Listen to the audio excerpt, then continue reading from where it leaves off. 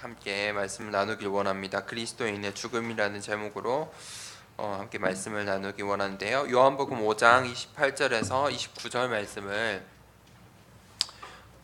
함께 합독해 보도록 하겠습니다. 요한복음 5장 28절에서 29절입니다. 우리 같이 함께 합독합시다.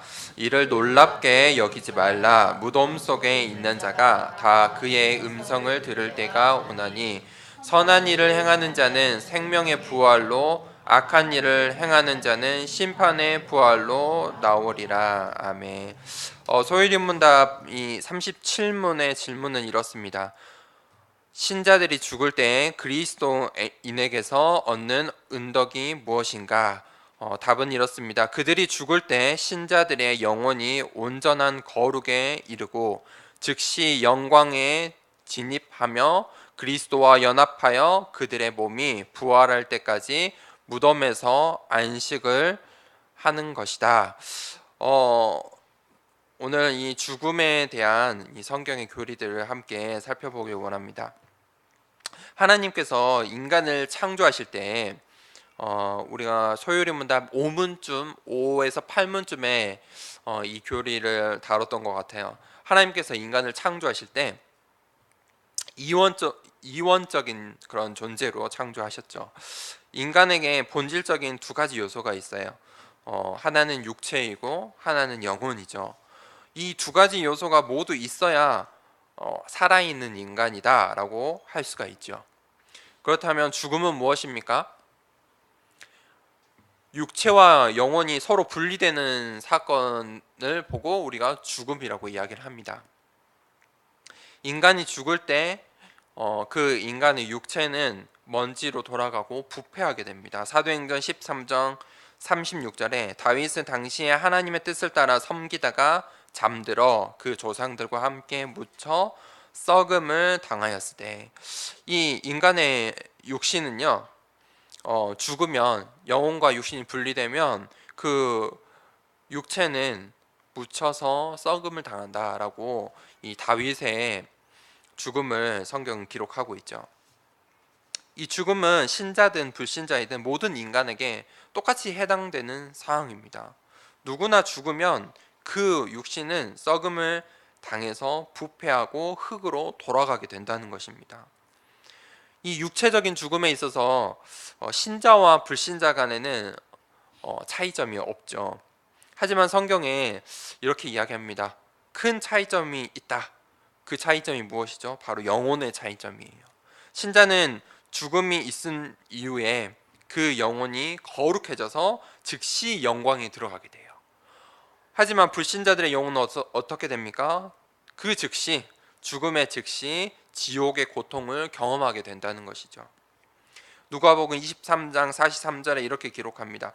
예수께서 이르시되 내가 진실로 내게 이르노니 오늘 내가 나와 함께 낙원에 있으리라. 예수님과 함께 십자가에 못 박혀 있던 그 죄인에게 이렇게 예수님께서 말씀하셨죠. 죽기 그 죽기 그 죄인이 죽기 전에 하신 말씀이에요. 그러니까 죽음 이후에 어떻게 된다는 거죠? 내가 나와 함께 낙원에 있을 것이다 라고 말씀하신 것이죠. 죽음에 대해서 이 누가복음 16장 19절에서 31절에 가장 잘 나타나 있어요. 우리가 한번 말씀을 찾아보면 좋겠어요. 누가복음 16장 19절에서 31절인데 한 절 한 절씩 교독을 해보도록 하겠습니다. 나사로와 이 부자의 이야기를 통해서 죽음이 무엇인지, 죽음이 어떤 것인지 설명을 하고 있죠.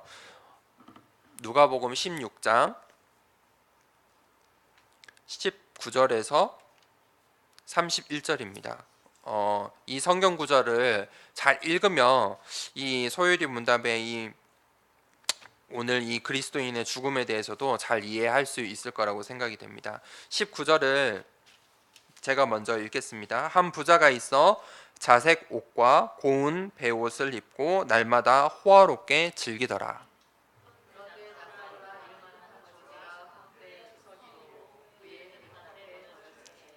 그 부자의 상에서 떨어진 떨어지는 것으로 배불리려 하매 심지어 개들이 와서 그 헌대를 핥더라.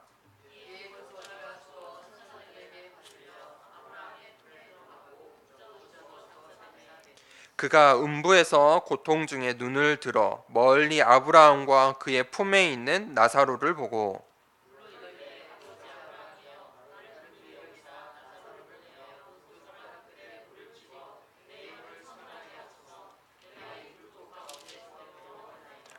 아브라함이 이르되 너는 살아 있을 때에 좋은 것을 받았고 나사로는 고난을 받았으니 이것을 기억하라.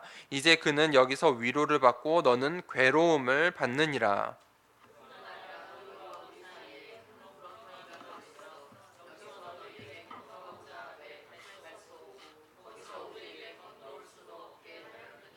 이르되 그러면 아버지여 구하노니 나사로를 내 아버지의 집에 보내소서.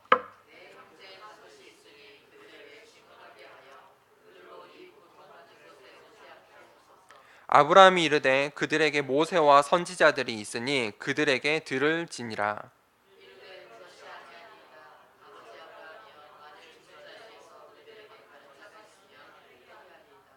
이르되 모세와 선지자들에게 듣지 아니하면 비록 죽은 자 가운데서 살아나는 자가 있을지라도 권함을 받지 아니하리라 하였다 하시니라. 우리가 이 죽을 때 우리의 죽음은 죽은 그 순간에 최종적인 죽음의 상태에 도달하지는 않습니다. 무슨 말이냐? 이 죽음의 최종적 상태는 바로 이 재림의 때에 완전한 부활의 때에 우리의 죽음이 최종적인 죽음에 이르게 됩니다. 그러면 우리의 육신이 죽었을 때 이 육신과 영혼이 분리되는 이 죽음, 이 죽은 상태는요. 소율이 문답에서 그 상태를 죽음의 중간 상태라라고 이야기를 합니다. 인간의 이 죽음이요 현재 상태와 그 최종적인 상태의 중간에 위치하기 때문에 이 죽음의 중간 상태라고 이야기하는 것입니다. 이 중간 상태가 육체와 관련되어 있을 때 신자들과 불신자들은 동일합니다. 동일하게 육체가 죽고 썩는다는 것이죠. 하지만 영혼에 관련되어 있을 때는 전적으로 다르다는 것이죠. 죽음에서 신자의 육체가 우리 주님께 속하여 영생의 부활까지 보존되고요. 이 불신자의 육체는요. 주님께 속하지 않았기 때문에 그 정죄의 부활, 심판의 때까지 정죄받기 전까지 보존된다는 것입니다. 그 이 신자의 이 중간 상태는 어떤 육체를 가진 유령의 상태가 아니라 눈에 전혀 보이지 않는 영혼의 상태를 이야기를 합니다. 좀 어려울 수 있는데 먼저 이 잘못된 관점들을 보면은 우리가 더 쉽게 이 개념을 이해할 수 있을 거라고 생각이 됩니다. 이 죽음과 관련돼서 이 죽음의 중간 상태에 대해서 잘못된 관점들이 있는데요. 첫 번째가 이 영혼 수면설이라는 교리가 있습니다. 무슨 말이냐? 우리가 죽음 이후에 부활에 이르기 그 전에 그 영혼의 상태가 이 의식적인 어떤 실존이 없고 그냥 잠들어 있는 그냥 멈춰버린 시간이다라고 이야기를 하는 거죠. 하지만 성경은 이렇게 이야기합니다. 죽음을 잠의 비유를 하고 있습니다.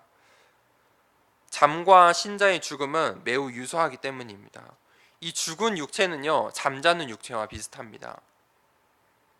잠자는 사람은 마치 죽은 것과 같기도 하죠. 죽은 사람은 단지 어떤 잠에 빠진 것과 어떻게 보면 다를 바 없다는 것이죠. 죽은 사람은요, 이 세상에서 일어나는 사건을 인식할 수 없죠. 의식할 수 없습니다. 물론 인간이 잠을 잘 때 잠자는 시간에는 내가 잠자는 그 시간에 일어나는 사건들을 의식할 수가 없죠. 그렇지만 잠자는 사람들이 꿈을 꾸는 것처럼 잠든 영혼도 의식이 있다는 것입니다. 신자들이 이 죽음 이후에 그 영혼은 의식적으로 행동을 한다는 것이죠.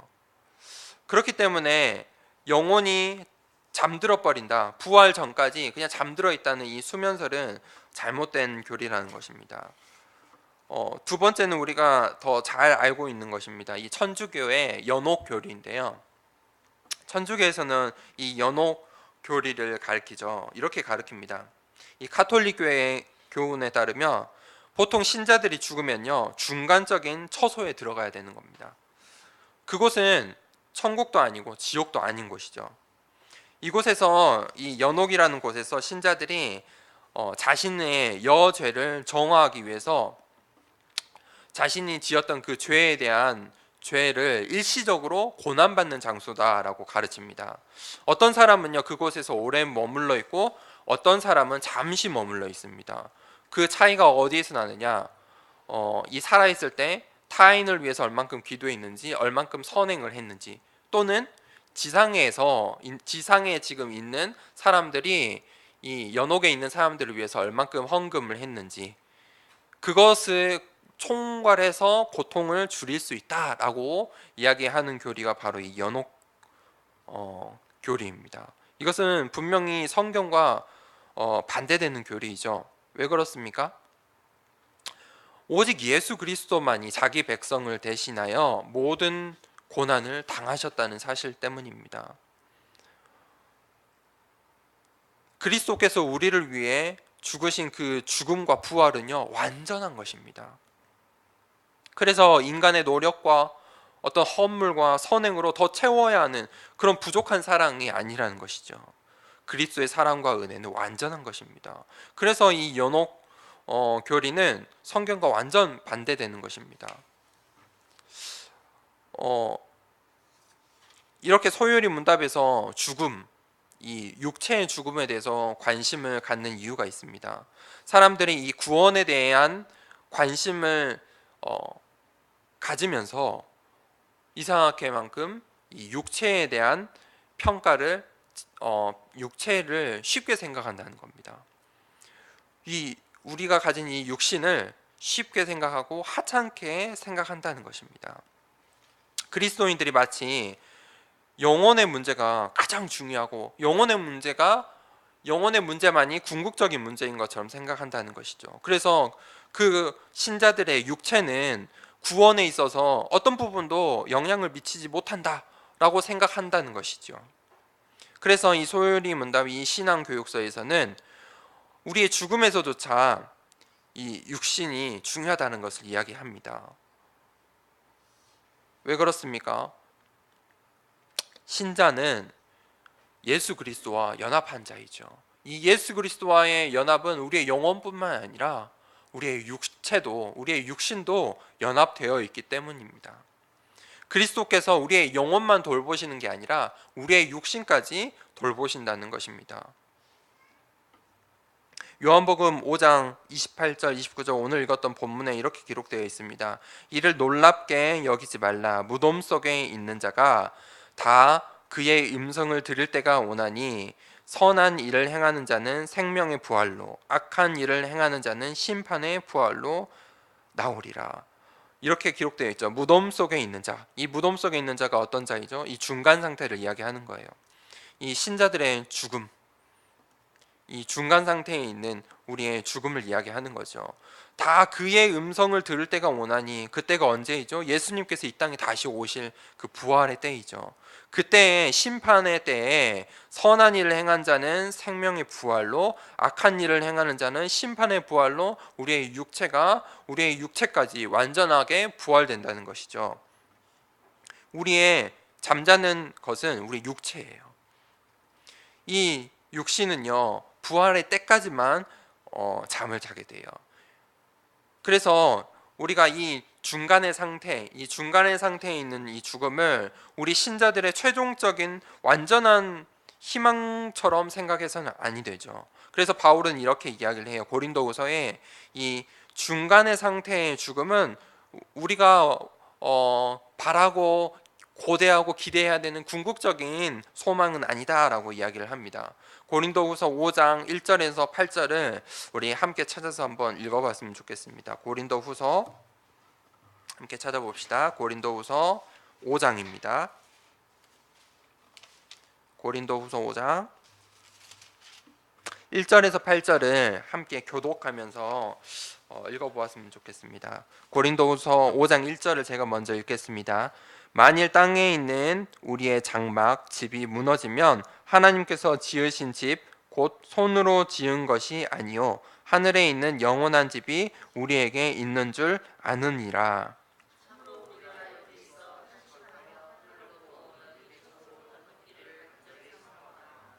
이렇게 입음은 우리가 벗은 자들로 발견되지 않으려 함이라.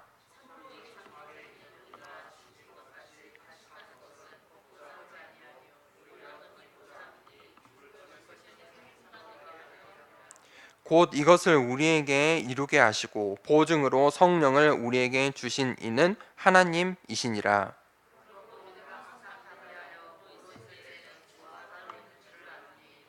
이는 우리가 믿음으로 행하고 보는 것으로 행하지 아니함이로라. 우리가 담대하여 원하는 바는 차라리 몸을 떠나 주와 함께 있는 그것이니라. 이 바울이 이 중간 상태를 옷을 입지 않은 것, 옷을 벗은 것과 같다라고 이야기를 하죠. 육체를 떠나 있는 이 중간 상태에서 우리가 주와 함께 있기를 소망하지만 더 큰 우리가 갈망을 해야 될 것은 바로 이 부활의 때라는 것이죠. 우리가 이 중간에 이 죽음의 중간의 상태는 마지막 상태를 가기 위한 어떤 계단으로 보아야 한다는 것이죠. 로마서 8장 23절에 이렇게 이야기를 합니다. 그뿐 아니라 또한 우리 곧 성령의 처음 익은 열매를 받은 우리까지도 속으로 탄식하여 양자 될 것 곧 우리 몸의 속량을 기다리느니라. 우리의 몸에 속량하는 때를 우리가 바라며 신앙생활을 한다는 것이죠. 이 죽음에 관해서 역사적으로 계속해서 가장 많은 질문이 있다면 소일의 문답은 이 질문을 이야기를 하고 있어요. 죽음이 죄의 싹시인데 그러면 이미 죄를 용서받은 신자들은 왜 죽어야 하는가? 죽음은 그 자체는요 사실 신자들의 모든 능력을 상실하게 합니다. 신자들은요 죽음에서 영원히 해방하는 그 시간표가 찾아옵니다. 심지어 신자들에게 관하여 죽음이 그 쏘는 것을 상실하였다라고 성경은 말하고 있습니다. 신자는 그리스도에게 속하였다면 죽음이 그를 상하게 할 수 없다는 것입니다. 죽음은요 우리의 원수이며 우리가 이로 인하여 떨 수는 있지만 하나님께서 이것을 선하게 사용하실 것이라고 성경은 확신하고 있다는 것입니다. 신자들이 경험하는 어떤 다른 악처럼 죽음도 성화의 수단이라는 것이죠. 인간은 본질상 허물과 죄로 인하여 이미 죽었습니다. 인간이 죄를 범하여 죽음이 이미 모든 사람에게 임하였다는 것이죠. 그래서 죽음이 단지 숨을 멈춰서 이 영혼과 육신이 분리되는 것, 그것이 죽음이 아니라 죽음은 죄를 짓는 그 순간부터 시작되었다는 것이죠. 그래서 오히려 죽음은 인간이 죄를 짓기 시작한 그때부터 시작한 것이고 육체와 영혼이 하나님의 진노와 심판의 구덩이에 던져질 때에 그 모습을 드러낸다는 것입니다. 하나님께서 그의 구원하시는 그 은혜를 통해서 그 죽음 속에 있는 몇 사람을 선택하고 이끌어내신 것입니다. 그 사람들이 바로 하나님의 자녀들이죠. 구원받은 자들입니다. 성경은 우리의 영혼의 중생을 죽음으로부터 생명으로 옮기는 것이라고 이야기를 합니다. 요한일서 3장 14절입니다.